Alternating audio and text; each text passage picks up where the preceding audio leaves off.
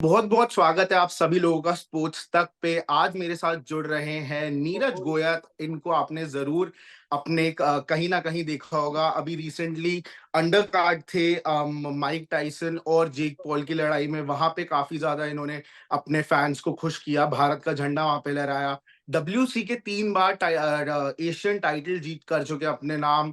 काफी ज्यादा फेमस वो हुए जब उन्होंने जेक पॉल के साथ उनको कॉल आउट करना शुरू किया इंस्टाग्राम पे। वहां से काफी ज्यादा फेमस होना शुरू हुए काफी लोग इनको ऑलरेडी उससे पहले भी भारत का one of the best boxer के तौर पे भी जानते हैं। बहुत बहुत स्वागत है Neeraj, thank you so much for joining. Thank you भाई, थैंक यू।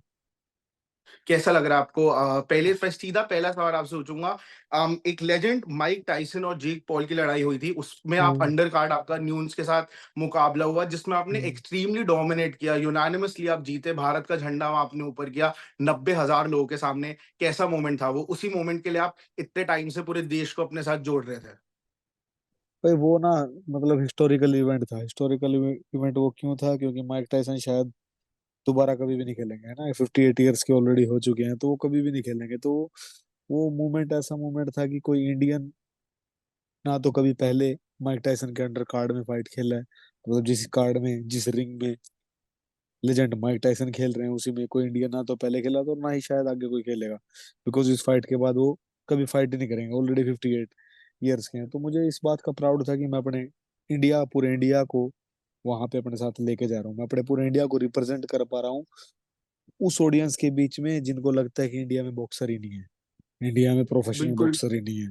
तो वैसी ऑडियंस के बीच में मैं अपने देश को लेके गया और वहां पे मैंने खूब लोगों को एंटरटेन किया और लोगों को मजा आया और लोगों तक ये बात पहुंच गई। नेटफ्लिक्स नेटफ्लिक्स लगभग दुनिया में सब देशों में है, तो उन सभी देशों में इंडिया का नाम होगा। बिल्कुल बिल्कुल। इनफैक्ट मैं इसी चीज पे आने वाला था। बॉक्सिंग आप हम्म, काफी सालों से कर रहे हैं, भारत के बहुत बड़े बॉक्सर रह चुके हैं, लेकिन जो असली फेम एक तरीके से कहा जा हम्म, सकता है, जो पूरा देश आपको जाना, वो था जब आपने जेक पॉल को ओपनली एक तरीके से चैलेंज किया बॉक्सिंग रिंग में आने के लिए। जब हाँ, से उनका एक तरीके से बॉक्सिंग उन्होंने अच्छी करनी शुरू करी, हाँ, उसका क्या कारण था? जेक पॉल को जिस तरीके से आपने चैलेंज किया, और आपने सिर्फ अपना नाम नहीं लिया, आपने बार बार भारत का नाम आगे रखा, अपने हाँ, देश हाँ। का नाम आगे करा, उसके पीछे मैं जानना चाहूंगा क्या आपकी मानसिकता थी? भाई 2021 की बात है। 2021 में फ्लोरिड मैवेदर और लोगन पॉल, जो जेक पॉल का भाई है, उन लोगों ने एक बॉक्सिंग फाइट की थी। 2021 की बात है या 22 की बात है, मुझे एग्जैक्ट याद नहीं है। कोरोना के बाद की बात है। उस टाइम पे मैंने एक ट्वीट भी किया था, Logan Paul, Jake Paul, whatever Paul, I am ready to fight, ऐसे कुछ करके। तो उस ट्वीट का कुछ रिस्पॉन्स आया नहीं था। आफ्टर दैट फिर अभी हाँ, इसी साल जनवरी की बात है, मैं सोशल मीडिया पे थोड़ा एक्टिव हो गया, इंस्टाग्राम पे थोड़ा एक्टिव हो गया। और फिर कहीं ना कहीं ये थी कि दोबारा से फिर चैलेंज करके देखते हैं। जो चैलेंज किया तो अपने देश वालों ने बहुत ज्यादा साथ दिया उस बात में। और देश वालों ने बहुत ज्यादा, मेरे ख्याल से लाखों लोगों ने जेक पॉल को मेंशन किया उसमें कि नीरज ने तेरे को हम्म। चैलेंज किया है। उधर से फिर उसने गालियां लिखनी शुरू कर दी। वो कुछ उसने मेरी, जो भी मैं रील बनाता था उस पर वो गाली लिख के भेज देता था। देन मैंने और मेरी टीम ने डिसाइड किया, चलो उसके घर पे पहुंचा जाए। हम उसके घर पे पहुंच गए फिर। बिल्कुल सही। और उसके सॉरी, घर करिए, पे आप जाके फिर कंटिन्यू। सबको पता ही होगा, तो उसके घर पे पहुंचने के बाद सबको पता ही होगा क्या हुआ है। बिल्कुल सही, पोर्टो रिको उन्होंने आपको बुलाया था और आप हाँ, वहां चले गए। आपने, उन्होंने शायद एक भारतीय का वो नहीं समझा कि वो सच्ची में वहां जाके, आप वहां जाके आपने उनको चैलेंज किया सबके सामने। बिल्कुल। उसके बाद मैं आपसे पूछना चाहूंगा, काफी ज्यादा इस बारे में बात हुई कि आपकी और जेक पॉल की लड़ाई, लेकिन हाँ, जब से आप एमबीपी के साथ आपने साइन किया है, तो मैं पूछना हाँ। चाहूंगा इस वजह से क्या आपको लगता है कि आपकी और उन जेक पॉल के बीच में एक फाइट हो पाएगी, या फिर क्योंकि आप दोनों सेम नहीं जगह नहीं से साइन भाई, किया वो नहीं हो ऐसा पाएगा? नहीं है। WWE के साथ सब साइन होते हैं, लेकिन आपस में फाइट तो करते ही हैं वो। तो एमवीपी इज लाइक WWE, आप बोल सकते हैं कि एमवीपी एक कंपनी है। और मुझे ये सब चीज करने के लिए एमवीपी के साथ साइन होना पड़ता है, क्योंकि एक इंटरनेशनल इतना बड़ा प्रमोटर के साथ अगर मैं साइन होऊंगा तभी मैं बड़े बड़े इवेंट्स में पार्टिसिपेट कर सकता हूँ, तभी ये एमवीपी होगी। तो ये Jake Paul versus Neeraj Goyat possible है। तो इसलिए फिर मैंने एमवीपी के साथ साइन किया। और अब रिजल्ट सबके सामने है कि नेटफ्लिक्स पे उन्होंने आज तक का बॉक्सिंग का सबसे बड़ा इवेंट उन लोगों ने दिखा दिया। और ये तो जो आप लोगों ने नेटफ्लिक्स पे देखा, उसके अलावा मैं जो लाइव वहां पे मैंने देखा, जिस स्टेडियम में मैं था AT&T स्टेडियम, 90,000 लोग, फुल पैक स्टेडियम। और इतना बड़ा स्टेडियम, शायद इतने बड़े स्टेडियम में आज तक तो मैं तो नहीं खेला और कोई भारतीय बॉक्सिंग भी नहीं खेला होगा, या अगर हम बोलें जो भी कॉम्बैट स्पोर्ट है, इतने बड़े स्टेडियम में कभी नहीं हुआ होगा। और इवन कि मुझे नहीं लगता क्रिकेट भी इतने ज्यादा बड़े स्टेडियम में होता होगा। लाइक कुछ बहुत बड़े बड़े ही टूर्नामेंट क्रिकेट के मेरे ख्याल से 90,000 प्लस की ऑडियंस होती होगी, अदरवाइज नहीं होती। तो इतने बड़े स्टेडियम में उसी की वजह से सब कुछ पॉसिबल हुआ है ये।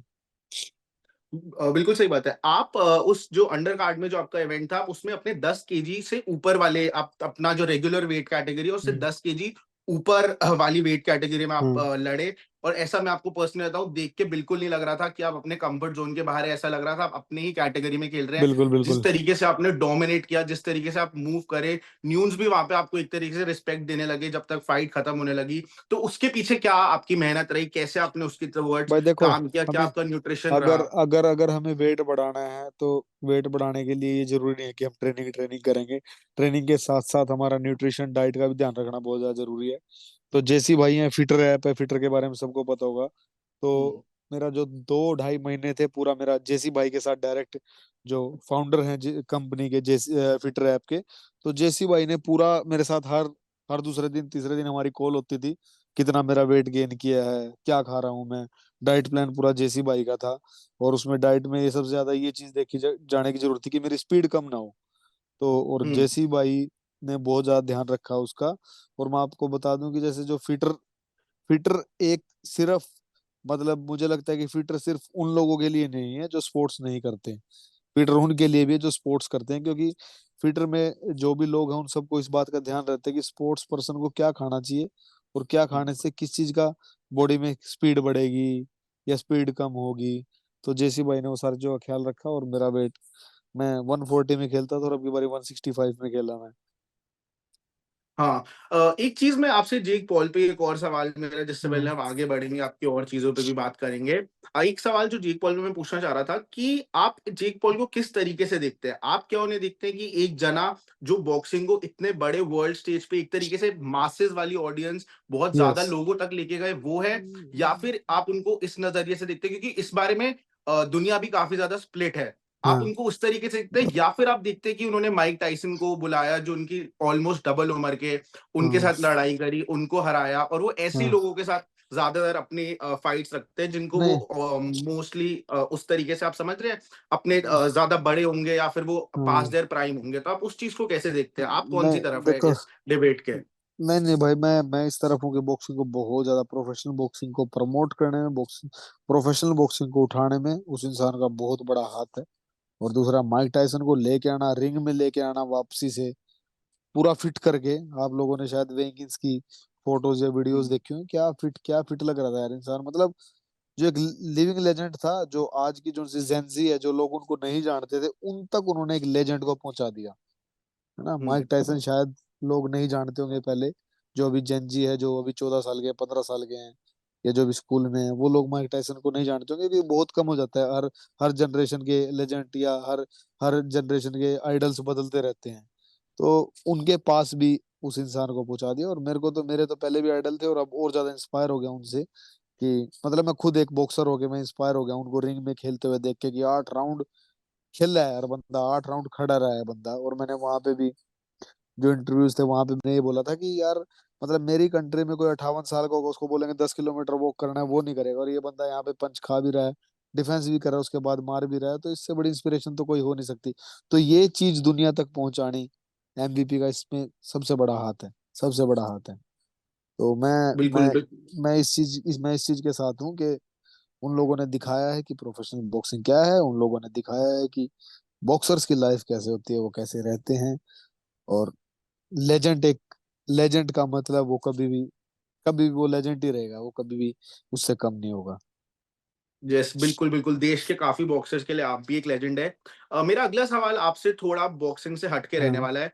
बॉलीवुड हाँ से आपका रिश्ता काफ़ी ज़्यादा सालों पुराना है। आपने हाँ काफ़ी लोगों को ट्रेन भी किया है। आप खुद भी पिक्चरों में आ चुके हैं। हाँ बिग बॉस में भी हमने आपको हाँ। देखा थोड़े टाइम पहले। इंस्टाग्राम, सोशल मीडिया पे भी अब काफ़ी ज़्यादा आप रहने लगे हैं। तो क्या रिश्ता है आपका एंटरटेनमेंट इंडस्ट्री भाई एज़ अ होल से? मेरे को लगता है भाई, जब तक स्पोर्ट्स में एंटरटेनमेंट नहीं होगा ना, उसको कोई नहीं देखेगा। हुँ। हमें हमें स्पोर्ट्स स्पोर्ट्स और एंटरटेनमेंट को मिला के अगर हम कोई चीज करेंगे तभी उसमें लोग इंटरेस्ट लेंगे। अदरवाइज मुक्के मारते रहो, मुक्के मारते रहो, उसके बाद सब लोग बोर हो जाएंगे। अब मुक्के मार रहे हैं, अब अगर हम सड़क पे दो लोगों की लड़ाई हो रही है, उस लड़ाई को जब भी देखेंगे, एक तरफ 4 आदमी, एक तरफ 2 आदमी होंगे, या कुछ उसमें अलग चीज अलग चीज उसमें जब घुसेगी तो तभी उसको देखेंगे। तो मेरे को लगता है ना स्पोर्ट्स में या बॉक्सिंग में जब तक एंटरटेनमेंट नहीं घुसेगा जब तक कोई बॉक्सिंग को देखेगा नहीं। अब मेरी इस फाइट पे बहुत आई आई बॉल्स आपको पता है कितनी कितनी थी इस फाइट हम्म। पे। वो क्यों हुई?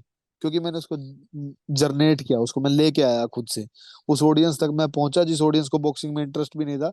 बट उन लोगों ने मेरी दूसरी साइड देखी, उन लोगों ने सोचा कि ये हम्म, इतना बक बक बक बक कर रहे हैं, मुक्के मारता है कि नहीं मारता है। तो वो लोग बिल्कुल सही इसलिए बात। कुछ हेटर्स थे उसमें।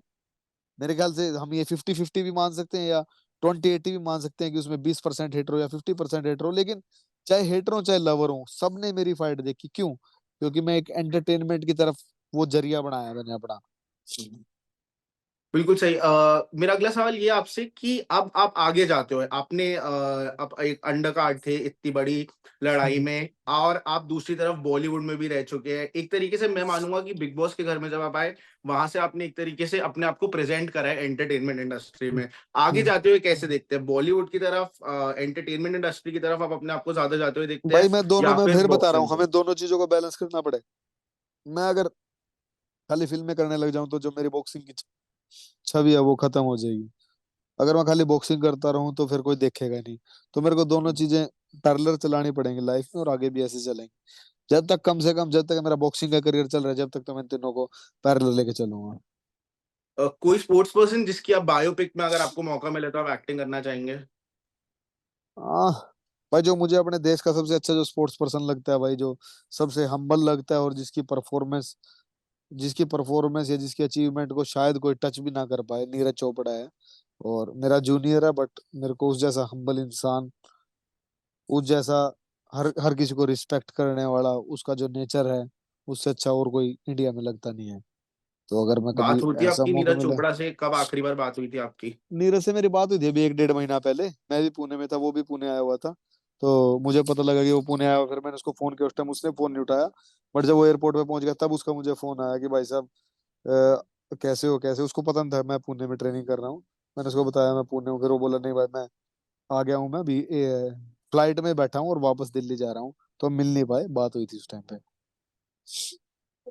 चलिए, thank you so much Neeraj जुड़ने के लिए। एक जरूर आप एक तरीके से एक इंस्पिरेशन है काफी लोगों के लिए। आप बॉक्सिंग को जिस तरीके से आगे इस देश में लेके आ रहे हैं, काफी बच्चे आपको देखने के बाद जरूर बॉक्सिंग का रास्ता चुनेंगे। एक तरीके से आपसे काफी कुछ सीखने को है। थैंक यू सो मच जुड़ने के थैंक यू लिए भाई। स्पोर्ट्स तक पर। थैंक यू भाई, थैंक यू।